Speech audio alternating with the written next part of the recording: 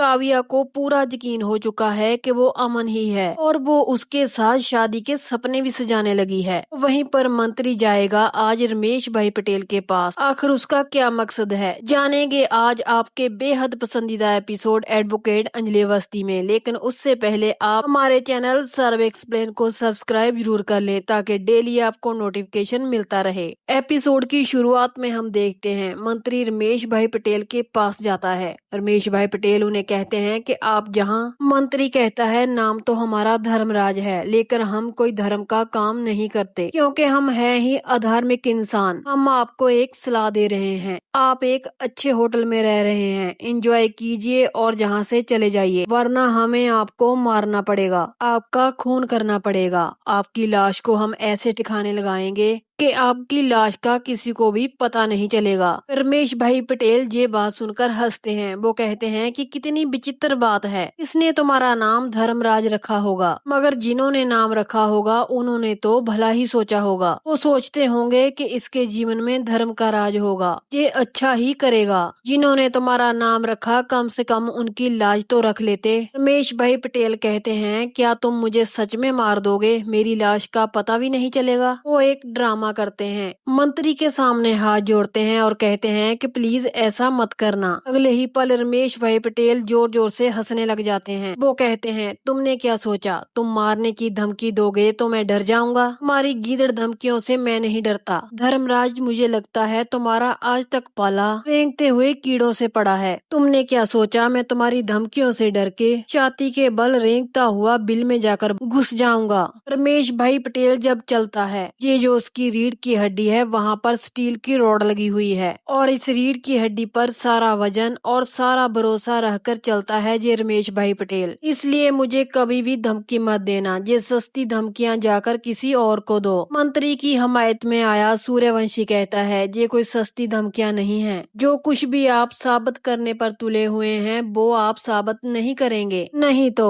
रमेश भाई पटेल कहते हैं कि नहीं तो क्या, कईयों की पोल खुल जाएगी, कईयों के चेहरे से निकाब उठ जाएगा। सोनल इतनी घटिया बात करती है। वो कहती है आपको क्या चाहिए, जो आपको चाहिए हम सब देने के लिए तैयार हैं। प्रताप कहता है कि आप अपनी बोली लगाइए, आपको कितने पैसे चाहिए, 10 लाख, 20 लाख, 50 लाख या फिर 1 करोड़? रमेश भाई पटेल हंसने लग जाते हैं। वहीं पर मंत्री कहता है प्रताप जी आप बोली लगाते रहिए, बोली रुकनी नहीं चाहिए। प्रताप फिर से बोली लगाने लग जाता है। रमेश भाई पटेल उनकी बातें सुनकर तालियां बजाने लग जाते हैं। वो कहते हैं कितना विश्वास है आपको अपने आप पर, मुझे खरीदने चले आए। एक चीज है जो आपकी जिंदगी में नहीं है, उसे ईमान कहते हैं। एक काम करो, तराजू के 2 पलड़े लो और तुम्हारा जितना धन है, जे 1 करोड़, 2 करोड़, 5 करोड़, इतना भी है तुम्हारे पास, तराजू के उस पलड़े में रख दो। दूसरी तरफ आत्मा है मेरी जिसमें सच है, ईमान है, वो आत्मा जिसमें न्याय है। तुम्हारे सोने के सिक्कों से बिकने वाला नहीं है ये रमेश भाई पटेल। और हाँ, इस गलत फहमी में मत रहना कि अंजलि ये चुनाव लड़ेगी नहीं, वो जरूर लड़ेगी। मंत्री कहता है नहीं, अंजलि ये चुनाव नहीं लड़ेगी, इस बात की गारंटी हम खुद दे रहे हैं। आप बस इस केस को कोर्ट तक मत लेकर जाइए, हम आपके सामने हाथ जोड़ रहे हैं। रमेश भाई पटेल हंसने लग जाते हैं। वो कहते हैं कि हाथ जोड़ रहे हैं धर्मराज जी, अरे भाई आप तो बड़े बाहुबली हैं, रुतबे वाले हैं, रौब वाले हैं, आपकी तो इतनी चलती है और आप मेरे सामने हाथ जोड़ रहे हैं। कुछ नहीं होगा धर्मराज जी, कोर्ट में तो मैं जाऊंगा, केस भी होगा क्योंकि अमन सिंह राजपूत जिंदा है, मुझे साबित करना है सिर्फ अंजलि के लिए। ये कहकर वो वहाँ से जाने लगते हैं। सोनल फिर से घटिया बात करती है। वो कहती है कि लगती क्या है वो आपकी, आपको अलग से कोई दिलचस्पी है क्या उसमें? ये सुनकर रमेश भाई पटेल कुछ पल के लिए चुप हो जाते हैं। फिर वो कहते हैं शर्म आती है मुझे ऐसी सोच पर, बात बोलने से पहले तुम्हारी जवान लड़खड़ाई नहीं? तुम खुद भी तो एक लड़की हो, बोलने से पहले सोचा नहीं तुमने? तुम्हारी जवान से ये बात निकलनी चाहिए थी, ये उम्मीद रखनी चाहिए थी मुझे। रमेश भाई पटेल कहते हैं दिलचस्पी है मेरी, तेरा दिमाग को खुला रखकर सोचो क्या दिलचस्पी है मेरी? बेटी जब मुसीबत में होती है तो पिता को दिलचस्पी होती है, बेटी की मर्यादा का जब खनन होता है तो बाप के दिल को ठेस पहुंचती है, जब बेटी का अपमान होता है तो एक पिता का अपमान होता है। ये समझ लो कि मैं उसका एक और पिता हूँ। खैर आप नहीं समझेंगे इन बातों को। रमेश भाई पटेल की बातों ने तो मेरा मन जीत लिया। रमेश भाई पटेल उन सबको कहते हैं कि आप निकल जाइए यहाँ से, आप लोगों के मैं मुंह नहीं लगता।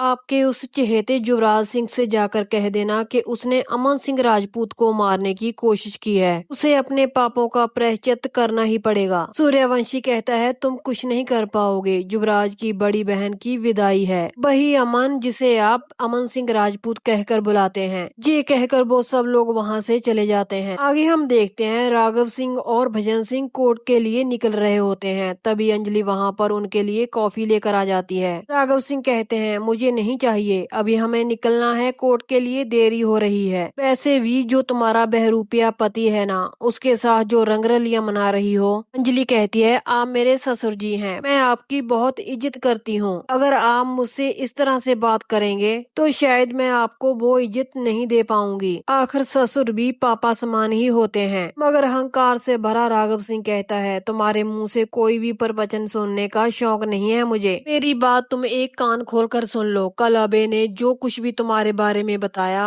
उसके बाद मुझे तुमसे घिन आ रही है, इसलिए मुझे तुम्हारे हाथ से ना तो कुछ खाना है और ना ही तुम्हारी शक्ल देखनी है। फिर तुम चाहे जियो या मरो, मुझे इससे कोई फर्क नहीं पड़ता। आगे हम देखते हैं वेद एसीपी सर के पास जाता है। एसीपी सर कहते हैं बोलो क्या बात है। वेद कहता है मैं आपसे मदद मांगने के लिए आया हूँ। वो कहता है मुझे ऐसा लगता है कि एडवोकेट अंजलि अवस्थी बहुत बड़ी मुसीबत में फंसने वाली है। एसीपी सर कहते हैं तुम क्या कहना चाहते हो, मैं समझ नहीं पा रहा हूँ। वेद कहता है मैं आपसे कहना चाहता हूँ कि अंजलि अवस्थी को चारों तरफ से घेर लिया है। एक तरफ वो जो अपने आप को अमन सिंह राजपूत बताता है और दूसरी तरफ उनके ही परिवार वाले उनके खिलाफ खड़े हैं और वो धर्मराज आहूजा। ऐसा लगता है कि चारों तरफ से वो चक्रव्यूह में फंस चुकी हैं। मुझे लगता है उन्हें हमारी सख्त जरूरत है। तो वहीं पर अंजलि और राघव सिंह के घर काव्या, युवराज सिंह और महक आ जाते हैं। काव्या आते ही कहती है शादी तो मैं करके ही रहूंगी, ये मैंने तय कर लिया है। मैंने अपने मम्मी पापा से भी बात कर ली है। वो युवराज सिंह से कहती है भाई तू कुछ बोलना,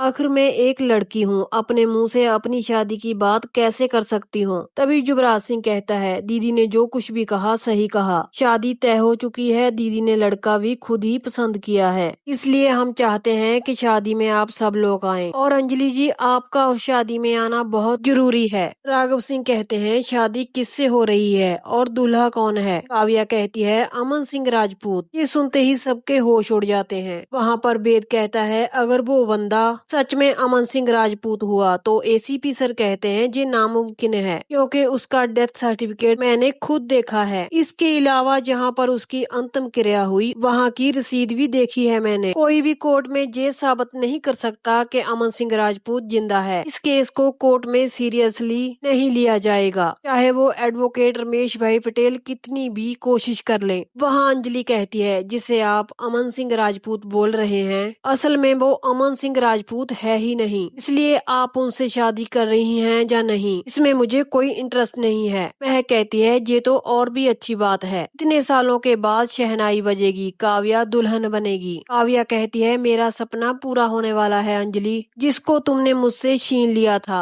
आज उसी को किस्मत तुमसे छीन कर मुझे सौंप रही है। अंजलि कहती है कि किसको मैंने आपसे छीन लिया था। काव्या कहती है कि अमन सिंह राजपूत। काव्या सबको बताती है कि कल मैंने एक टेस्ट किया और वो उसमें पास भी हो गया और मुझे पूरा यकीन हो गया कि वो ही अमन सिंह राजपूत है। मैंने उसे आत्मा से पहचाना है। वहाँ पर एसीपी सर और वेद के बीच बातचीत चल रही होती है। वेद एसीपी सर को बताता है कि कल धर्मराज आहूजा रमेश भाई पटेल के होटल गया था उनको धमकाने के लिए। पता नहीं मुझे ऐसा क्यों लगता है कि कुछ बड़ा होने वाला है, दूध का दूध और पानी का पानी होकर रहेगा। तो यहीं पर इस एपिसोड का एंड हो जाता है। अगर काव्या अपनी आत्मा से पहचान सकती है अमन सिंह राजपूत को, तो अंजलि क्यों नहीं पहचान पा रही। आगे की धमाकेदार एपिसोड की अपडेट जानने के लिए आप हमारे चैनल को सब्सक्राइब जरूर कर लें, वीडियो को लाइक शेयर कमेंट करें एंड हाइप का बटन जरूर दबा दें। तो चलिए मिलते हैं ऐसे ही नेक्स्ट एपिसोड की अपडेट के साथ।